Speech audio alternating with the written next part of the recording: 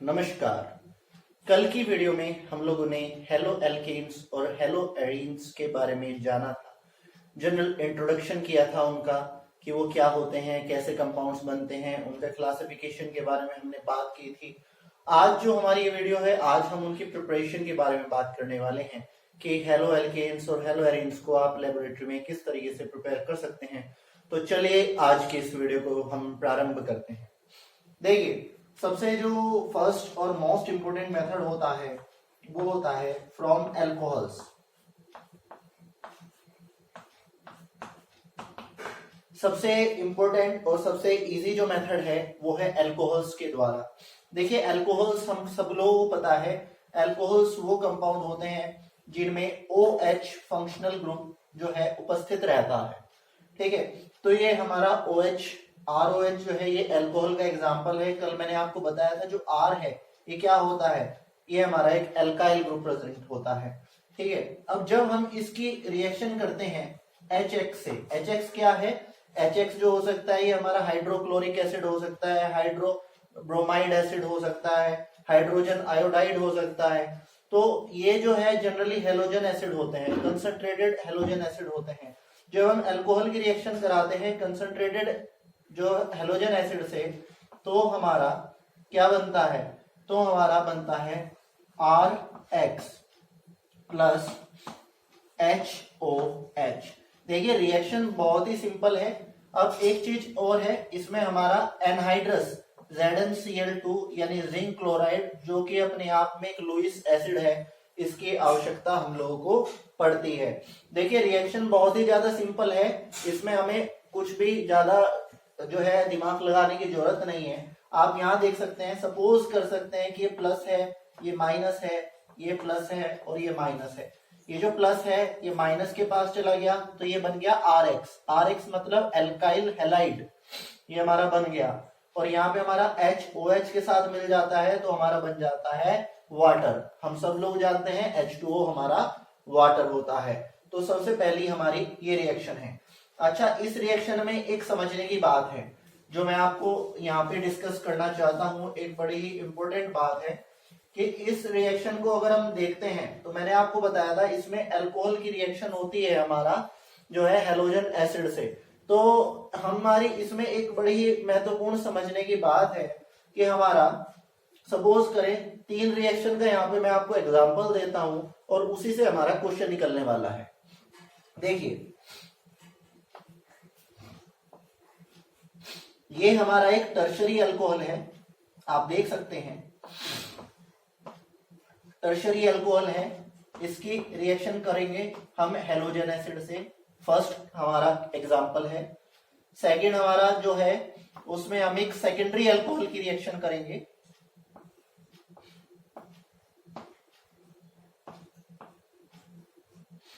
इसकी हम रिएक्शन करने वाले हैं, किससे रिएक्शन करने वाले हैं, हेलोजन एसिड से। और थर्ड हमारा जो एग्जांपल है उसमें हमारा एक प्राइमरी अल्कोहल होगा जिसमें हम इसकी रिएक्शन करने वाले हैं हेलोजन एसिड से। तो यहाँ पे मैंने आपको 3 केसेस यहाँ पे आपको बताए हैं। यहाँ पे आपका एक टर्शरी अल्कोहल है, आप देख सकते हैं टर्शरी अल्कोहल वो अल्कोहल होता है जिसमें 3 एल्काइल ग्रुप प्रेजेंट होते हैं। तो टर्शरी अल्कोहल की रिएक्शन करेंगे हेलोजन एसिड से, यहाँ पे सेकेंडरी अल्कोहल की रिएक्शन करेंगे हेलोजन एसिड से, और यहाँ पे हम एक प्राइमरी अल्कोहल की रिएक्शन करेंगे आपका हेलोजन एसिड से। 3 हमारे जो है यहाँ पे केसेस हैं। तो इसमें हमारा क्वेश्चन ये है कि जो है प्राइमरी यानी इस केस में और सेकेंडरी इस केस में अगर हमें रिएक्शन करानी है और हमें एल्काइल हैलाइड बनाना है तो हमें एनहाइड्रस जिंक क्लोराइड की आवश्यकता होती है, जबकि टर्शरी अल्कोहल के केस में हमें जिंक क्लोराइड की कोई भी आवश्यकता नहीं होती। ऐसा क्यों? दोबारा से एक बार मैं यहाँ पे क्वेश्चन डिस्कस कर देता हूँ।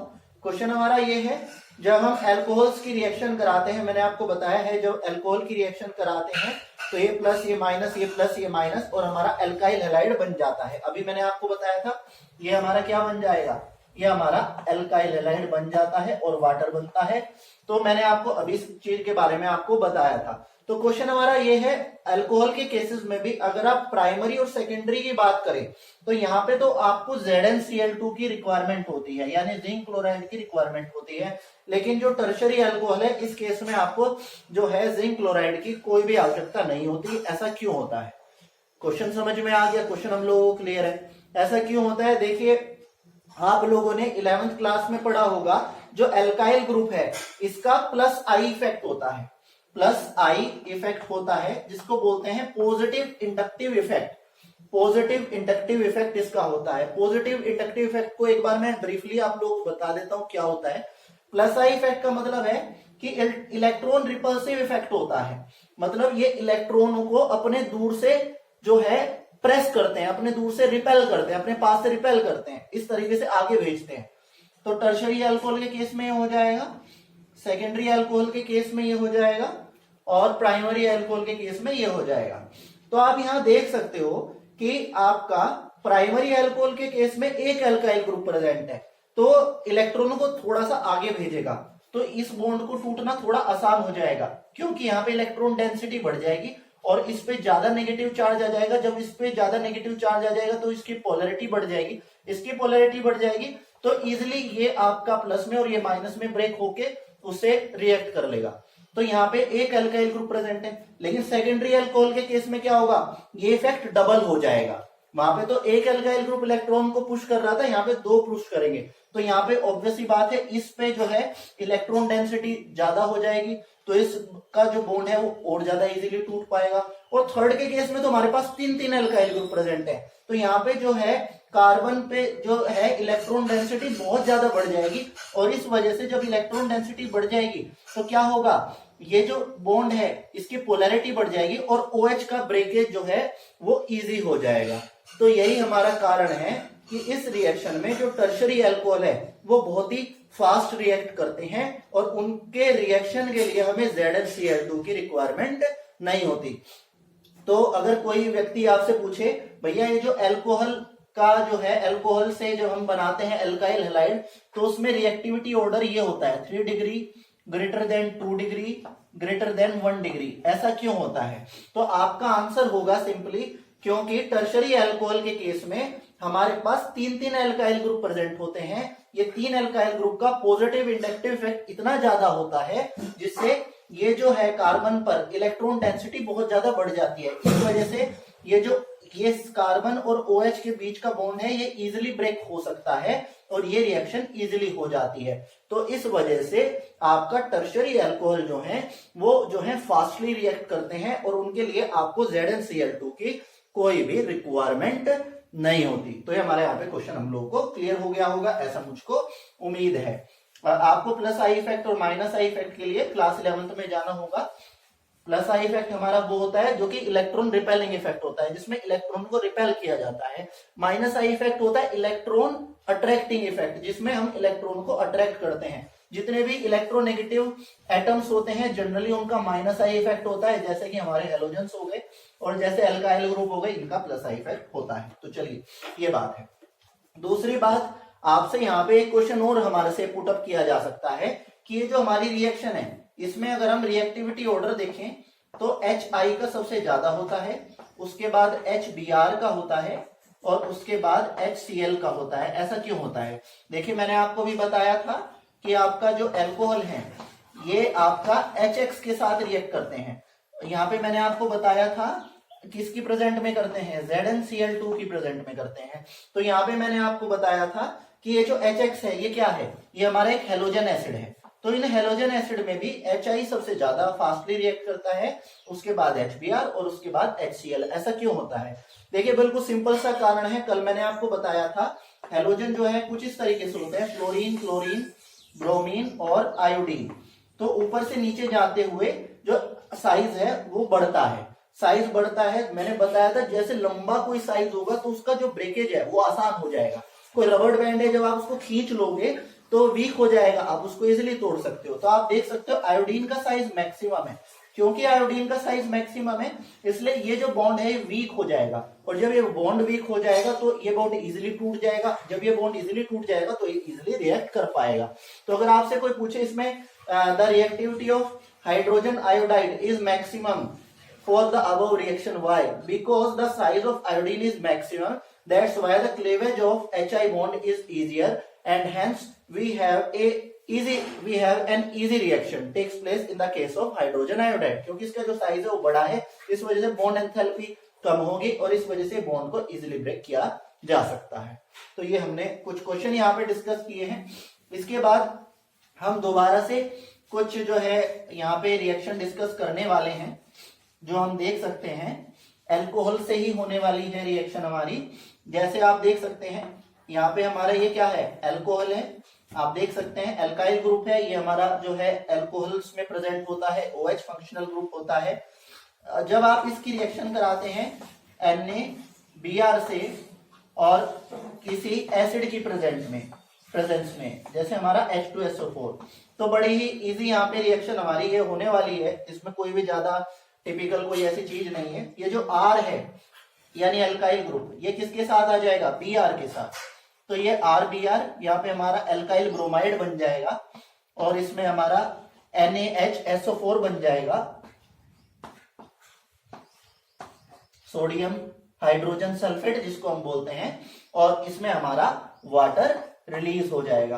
तो ये जो हमारी रिएक्शन है ये स्पेसिफिकली जो है आपका अल्काइल ब्रोमाइड को बनाने के लिए यूज की जाती है. दोबारा देख लेते हैं. ROH की जब रिएक्शन NaBr से करते हैं तो हमारा जो मेन प्रोडक्ट है वो RBr यानी कि अल्काइल ब्रोमाइड हमारा होता है और ये रिएक्शन इस तरीके से हमारी कंप्लीट हो जाती है.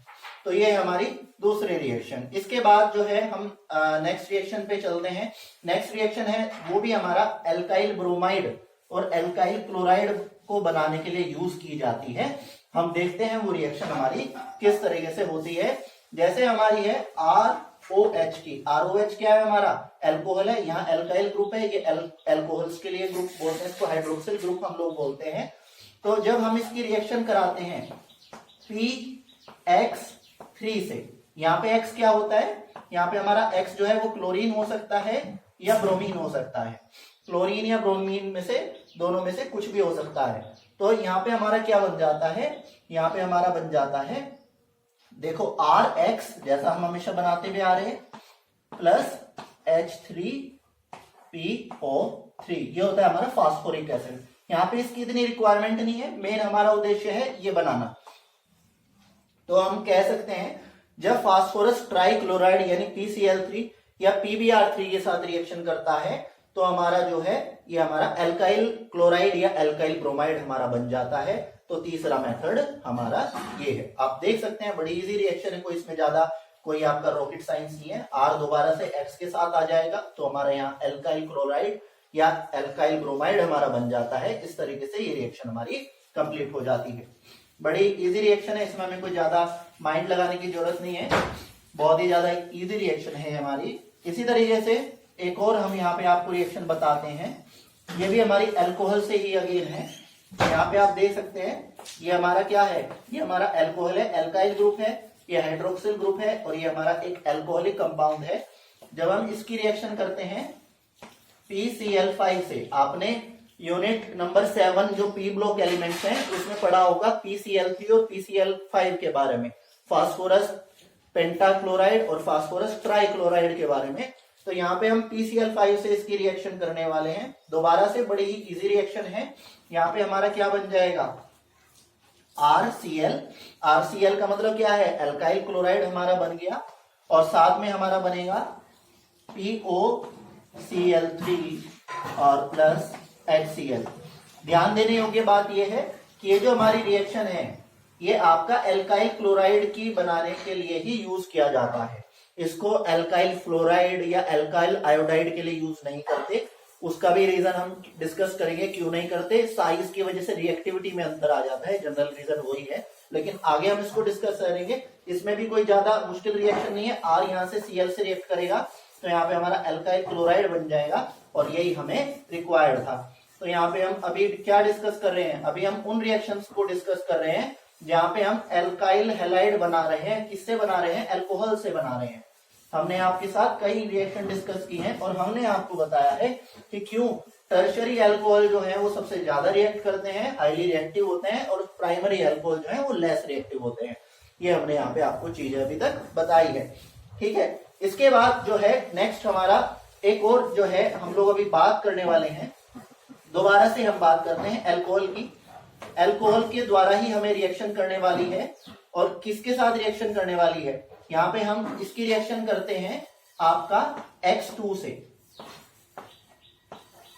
In the presence of red phosphorus, और हमारा यहाँ पे बन जाएगा, यहाँ पे हमारा बन जाएगा RX दोबारा से, जो कि एल्काइल हैलाइड, जो इसकी हमको रिक्वायरमेंट थी।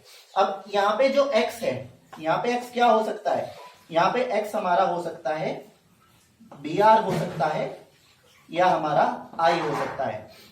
तो ये रिएक्शन भी हमारी इंपॉर्टेंट है, किसको बनाने में, एल्काइल ब्रोमाइड या एल्काइल आयोडाइड को बनाने में हमारी रिएक्शन इंपॉर्टेंट रोल प्ले करती है।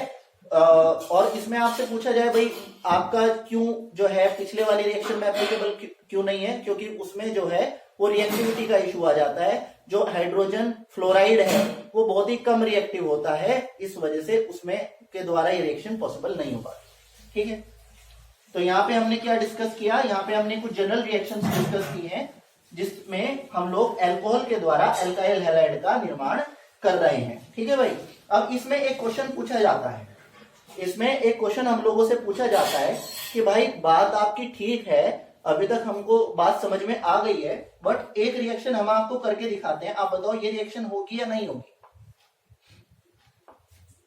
ये हमारा क्या है, ये हमारा फिनोल, अल्कोहल की जगह आ गया अब हमारा फिनोल। आप देख सकते हैं एल्काइल ग्रुप की जगह हमारा ये जो है बेंजीन रिंग यहाँ पे आ चुकी है। ठीक है, ये हमारे फिनोल हो गए। अगर हम इसकी रिएक्शन कराएं HX से, तो हमारा जो है हेलोएरिन बनेगा या नहीं बनेगा। क्वेश्चन समझिए ध्यान से, हमसे क्वेश्चन पूछा गया कि भाई आपने अभी एक बात हमें बताई है, जो एल्काइल हैलाइड है वो कैसे बनते हैं आपने हमें क्लियर कर दिया, लेकिन अब आपके पास एक क्वेश्चन है, यहाँ पे हमारे पास ये फिनोल है। ठीक है, अब फिनोल जो है ये भी अल्कोहल का ही भाई है, बस क्या हो गया, एल्काइल ग्रुप की जगह ये हमारी बेंजीन रिंग आ गई यहाँ पे। ठीक है भाई, तो अब आपसे क्वेश्चन पूछा जाता है, अगर हम जो है अल्कोहल की जगह फिनोल रख देते हैं और उसकी रिएक्शन करते हैं HX से, तो क्या हमारे ये जो है हेलोएरिन्स बनेंगे या नहीं बनेंगे। तो इसका आंसर होगा नहीं बनेंगे, ये रिएक्शन पॉसिबल नहीं होगी। क्यों नहीं पॉसिबल होगी, क्योंकि फिनोल में आप देख सकते हैं, फिनोल में डबल बॉन्ड आ गए, और हमने क्लास 11th में पढ़ा होगा ये रेजोनेंस होता है इसमें, मतलब ये जो डबल बॉन्ड है ये घूमते रहते हैं, ऐसा हमें लगता है। ठीक है, हमने क्लास 11th में पढ़ा था। तो ये जो यहाँ पे घूमने की वजह से इसमें पार्शियल डबल बॉन्ड करेक्टर आ जाता है, और पार्शियल डबल बॉन्ड करेक्टर जब आ गया तो इस बॉन्ड को जो ब्रेक करना है वो बहुत ही ज्यादा मुश्किल हो जाएगा, इस वजह से रिएक्शन कभी भी पॉसिबल नहीं होगी।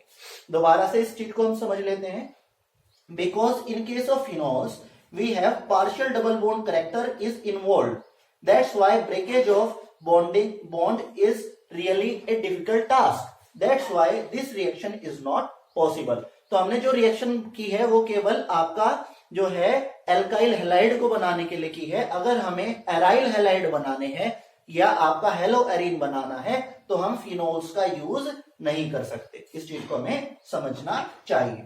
तो ये हमारा जो है हमने कुछ यहाँ पे रिएक्शन डिस्कस की है कि हम किस तरीके से जो है अपने एल्काइल हैलाइड को अल्कोहल्स के द्वारा बना सकते हैं। कैसे बना सकते हो, जब आप अल्कोहल्स की रिएक्शन करते हो कंसंट्रेटेड हैलोजन एसिड के द्वारा, तो हमारा एल्काइल हैलाइड बन जाता है। और हमने यहाँ पे आपको बहुत ही सारी रिएक्शन करके बताई हैं, और हमने आपको ये भी बताया कि क्यों टर्शरी अल्कोहल सबसे ज्यादा रिएक्टिव होते हैं, और क्यों आपका जो है प्राइमरी और सेकेंडरी अल्कोहल्स के साथ हमें एनहाइड्रस ZnCl2 की रिक्वायरमेंट होती है, हमने आपको बताया। हमने आपको बताया है कि क्यों हाइड्रोजन आयोडाइड जो है इस रिएक्शन के लिए हाईली रिएक्टिव होता है as compared to hydrogen bromide और हाइड्रोजन क्लोराइड के। तो चलिए अब हम आगे चलते हैं। नेक्स्ट है हमारा free radical halogenation.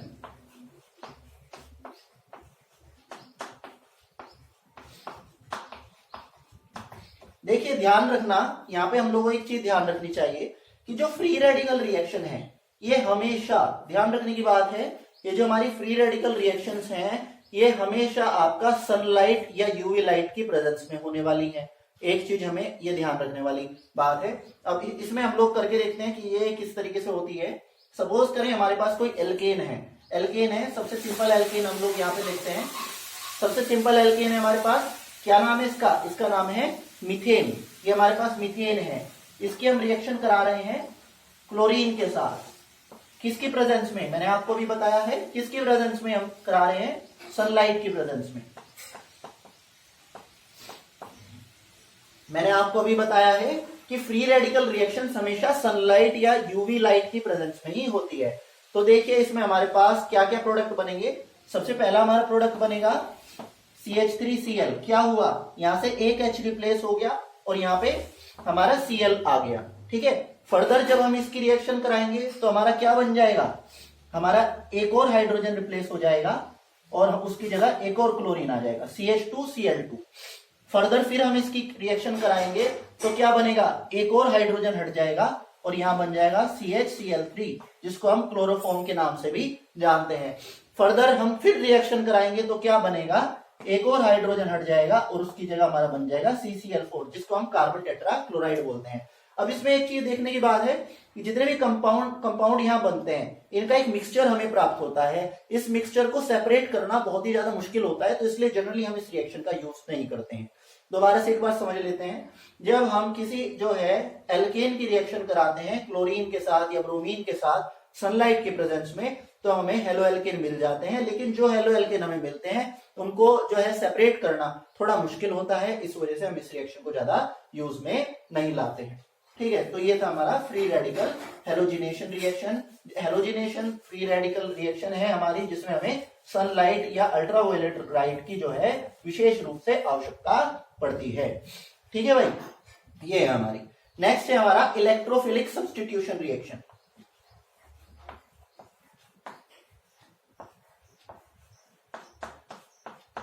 Electrophilic substitution reactions. देखिए ये जो हमारी रिएक्शंस हैं ये विशेष रूप से यूज होती है हेलो एरीन के निर्माण में। हेलो एरीन्स के निर्माण में इन रिएक्शंस का यूज होता है, जो होती है हमारी इलेक्ट्रोफिलिक सब्स्टिट्यूशन रिएक्शन। देखिए इस रिएक्शन को भी हम बहुत ही इजीली समझ सकते हैं। ये है हमारा बेंजीन, आप सब लोगों को जानते हैं बेंजीन क्या होती है।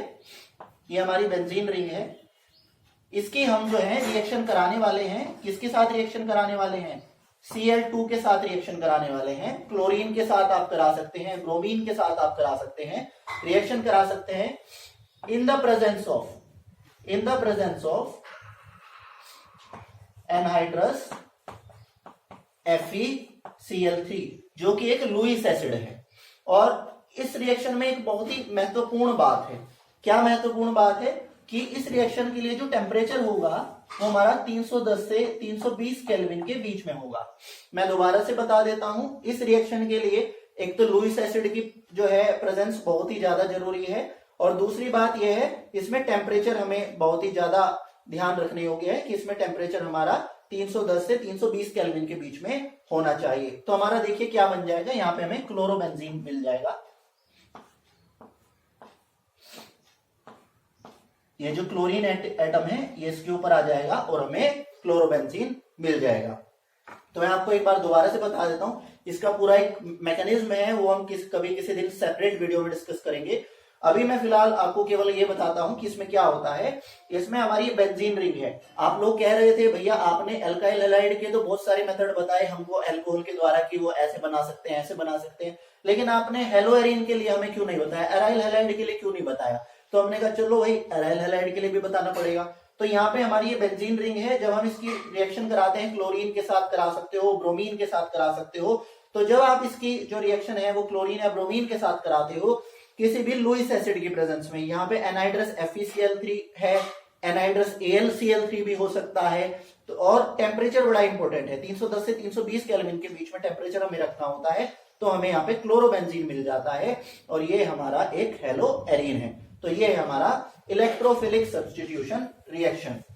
ये जनरली यूज होती है आपका हेलोएरीन्स के निर्माण के लिए। और इस रिएक्शन में मैंने जैसे आपको बताया है टेम्परेचर कंडीशन को याद रखना बहुत ही ज्यादा जरूरी है। डार्क में ये रिएक्शन होती है और इसका जो टेम्परेचर है वो 310 से 320 डिग्री सेल्सियस के बीच में सॉरी 310 से 320 केल्विन के बीच में होना चाहिए, ठीक है। और मैंने आपको ये बात बताया है, ये जो रिएक्शन है ये हमारी एक इलेक्ट्रोफिलिक सब्स्टिट्यूशन रिएक्शन है, ये हमारी डार्क में होती है। और इससे पहली जो रिएक्शन हमने फ्री रेडिकल वाली बताई वो किस में होगी, वो होगी सनलाइट में। और ये वाली रिएक्शन जो इलेक्ट्रोफिलिक सब्स्टिट्यूशन रिएक्शन है ये किस में होगी, ये होगी हमारी डार्क में। इसके बाद नेक्स्ट आती है हमारी सेंडमेयर रिएक्शन।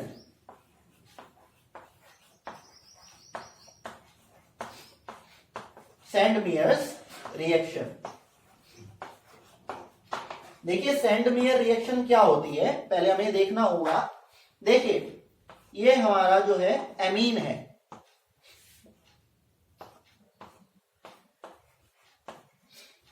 क्या है, ये हमारा एमीन। अब हम जो है इसको रिएक्शन करा रहे हैं, किससे रिएक्शन करा रहे हैं, Na2 प्लस HX से। HX क्या है, यहाँ पे दोबारा से मैं आपको बता देता हूं, HX जो है ये हेलोजन एसिड है। यहाँ पे X जो है वो क्लोरीन भी हो सकता है और X जो है वो ब्रोमीन भी हो सकता है, ठीक है। ये हमारी रिएक्शन करा रहे हैं। इसका उद्देश्य क्या होता है, इसका उद्देश्य बेसिकली यहाँ पे जो है हमारा नाइट्रस एसिड को बनाना होता है। वो आपने 11th क्लास में पढ़ा होगा, डाइजोनियम सोल्ट, याद आ रहे होंगे आपको। खैर यहाँ पे हम दोबारा से यहाँ पे आपको बताने वाले हैं। इसका जो टेम्परेचर है वो हमारा 0 से 5 डिग्री सेल्सियस हो सकता है, यानी 273 से 278 केल्विन। ये टेम्परेचर कंडीशन हमें याद रखना बहुत ही ज्यादा जरूरी है। टेम्परेचर बढ़ा दोगे तो भी दिक्कत हो जाएगी, कम करोगे वो भी समस्या हो जाएगी। तो यहाँ पे हमारा एक डाइजोनियम सोल्ट हमें मिल जाएगा। क्या मिल जाएगा, डाइजोनियम सोल्ट मिल जाएगा यहाँ पे हमें। ये हमारा एक डाइजोनियम सोल्ट है। ये डाइजोनियम सोल्ट मोस्ट इंपोर्टेंट होता है यदि आप कन्वर्जन से रिलेटेड क्वेश्चंस को अटेम्प्ट करना चाहते हैं। इन डाइजोनियम सोल्ट के द्वारा हमें most of the organic product जो हमें कन्वर्जन में हमें जिनकी आवश्यकता होगी उनको हम प्राप्त कर सकते हैं। तो यहाँ पे हमने क्या किया, यहाँ पे आप एमीन की रिएक्शन कराई NaNO2 प्लस HX से 273 से 278 केल्विन के बीच में, तो हमें डाइजोनियम सोल्ट हमें मिल गया। अब ये जो डाइजोनियम सोल्ट बना है ये मोस्ट इंपोर्टेंट है। मैंने आपको बताया जब भी आपको कन्वर्जन करने होंगे तो इसमें आप मोस्ट ऑफ द रिएक्शंस में डाइजोनियम सोल्ट का यूज कर सकते हैं। X मैंने आपको बताया, X यहाँ पे हेलोजन एटम है, क्लोरीन भी हो सकता है, ब्रोमीन भी हो सकता है, ठीक है। तो यहाँ पे अब क्या होगा, जब यहाँ पे हमारा डाइजोनियम सोल्ट हमारा बन गया, अब हम इसकी रिएक्शन कराएंगे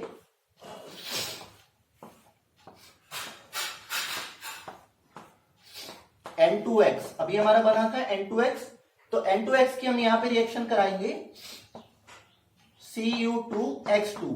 दोबारा से मैं आपको बता देता हूं, यहाँ पे जो X है हमारा क्लोरीन भी हो सकता है और X हमारा जो है ब्रोमीन भी हो सकता है। तो हमारा क्या बन जाएगा, यहाँ पे हमारा ये बन जाएगा एक बड़ा ही सुंदर कंपाउंड बनेगा जिसको हम बनाना चाह रहे हैं। ये हमारा बन गया, क्या बन गया, एराइल हैलाइड। यहाँ पे X हमारा ब्रोमीन भी हो सकता है और X हमारा क्लोरीन भी हो सकता है और इसमें आपकी N2 गैस रिलीज हो जाएगी। तो ये हमारी जो रिएक्शन है इसको हम सेंडमेयर रिएक्शन के नाम से जानते हैं। मैं एक बार दोबारा से आप लोगों को एक्सप्लेन कर देता हूं। जब आप जो है एमीन्स की रिएक्शन करते हैं, किससे करते हो, NaNO2 प्लस HX से, और टेम्परेचर कंडीशन क्या रहती है, 273 से 278 केल्विन के बीच में टेम्परेचर रहता है, तो हमारा जो है डाइजोनियम सोल्ट बनते हैं। ये सॉल्ट बनते हैं जिनको हम डाइजोनियम सोल्ट बोलते हैं। और जब हम इस डाइजोनियम सोल्ट की रिएक्शन कराते हैं Cu2H2 से, तो हमारा ये रिएक्शन बनती है जिसमें हमारा जो है ये X जो है वो Cl भी हो सकता है और X जो है वो हमारा Br भी हो सकता है। इस रिएक्शन को हम सेंडमेयर रिएक्शन के नाम से जानते हैं। इसका भी एक अपना बड़ा सुंदर मैकेनिज्म होता है जिसको हम किसी और दिन किसी और वीडियो में हम डिस्कस कर सकते हैं। फिलहाल हम अपने कोर्स पे ही चलते हैं, ठीक है। अब आपके दिल में एक बात आई, आपके दिल में एक बात आई, वो बात क्या है भाई, आप बार बार क्लोरीन और ब्रोमीन की रिएक्शन तो करा रहे हैं, यानी आप हमें क्लोराइड्स भी बना के दे रहे हैं, आप हमें ब्रोमाइड्स भी बना के दे रहे हैं, लेकिन आप हमें आयोडाइड क्यों नहीं बना के देते, आप हमें फ्लोराइड क्यों नहीं बना के देते। हमने कहा चलो वो भी बना देते हैं, देखिए वो भी बन जाता है हमारा। उसको बनाने के लिए हमारे पास नेक्स्ट रिएक्शन है। दोबारा से हम डाइजोनियम सोल्ट पे आते हैं। डाइजोनियम साल्ट अभी हमने बना दिया था, ये हमारा एक डाइजोनियम साल्ट है, आप देख सकते हैं। इसकी सिंपली आपको रिएक्शन करानी है KI से। KI क्या होता है? Potassium iodide. क्या होता है? Potassium iodide. जब आप इसकी पोटेशियम आयोडाइड से कराएंगे तो यहाँ पे क्या होगा? यहाँ पे जो आयोडीन है ये आ जाएगा हमारा रिंग के ऊपर। आ गया रिंग के ऊपर, तो हमारा क्या बन गया? ये आयोडाइड बन गया। क्या बन गया? आयोडोबेंजीन। आयोडोबेंजीन बन गया और इसमें जो है हमारा N2 गैस रिलीज हो जाएगी और जो है यहाँ पे हमारा KX भी इसमें कंपाउंड बनेगा। इसकी हमें कोई इतनी आवश्यकता नहीं है, अभी हमें क्या बनाना? आयोडाइड बनाना है। तो इस रिएक्शन को हम लोग सिंपली देख सकते हैं कि इसमें क्या करना होता है। इसमें हम जो है डाइजोनियम सोल्ट की जो रिएक्शन है वो पोटेशियम आयोडाइड के साथ कराते हैं। तो ये जो आयोडीन है ये कहाँ आकर बैठ जाता है? ये रिंग पर आकर बैठ जाता है। N2 गैस तो हमेशा जाने वाली है बाहर, ये बाहर चली जाती है और ये जो X है ये हमारा जो है पोटेशियम के साथ चला जाता है। यहाँ पे दोबारा से मैं आपको बताना चाहूंगा, यहाँ पे X जो है ये क्लोरीन भी हो सकता है और X जो है वो हमारा ब्रोमीन भी हो सकता है। तो बात हमारी समझ में आ गई होगी, तो हमें उम्मीद है आपको समझ में आ गई होगी। अब आप फिर एक बात कह सकते हो, भैया आपने क्लोरीन का बता दिया, ब्रोमीन का बता दिया, आयोडीन का बता दिया, अरे फ्लोरीन का क्यों नहीं बताते हो? हमने कहा चलो भाई फ्लोरीन का भी बता देंगे। अब देखो फ्लोरीन के लिए क्या करना होगा। दोबारा से हमने क्या किया? दोबारा से हमने एक सोल्ट बनाया जो कि हमारा डाइजोनियम सोल्ट होगा। कौन सा होगा? हमारा डाइजोनियम सोल्ट होगा।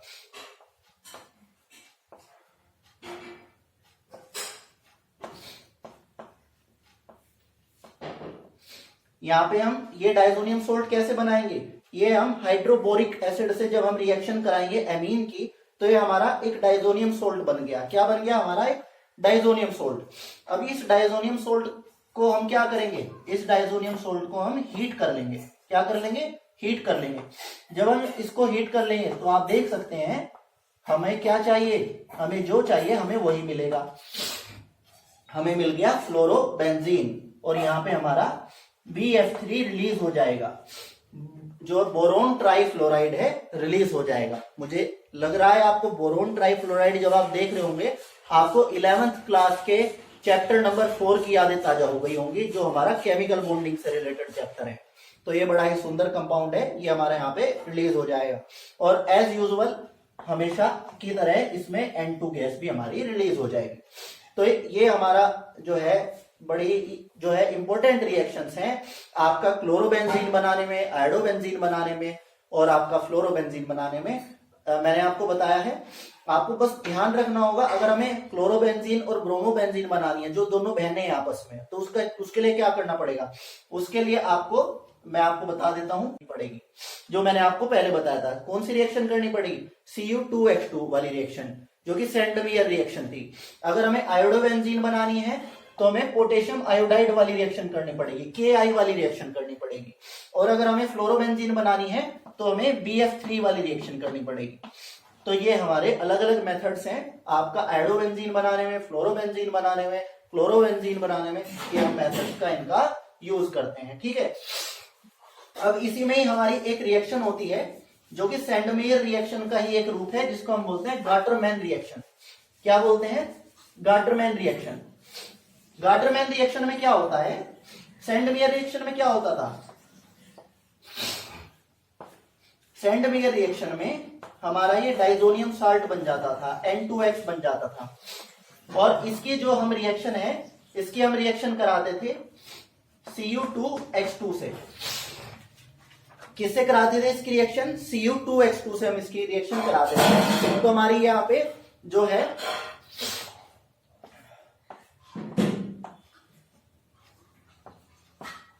यहाँ पे ये हमारा हेलो एरिन बन जाता था।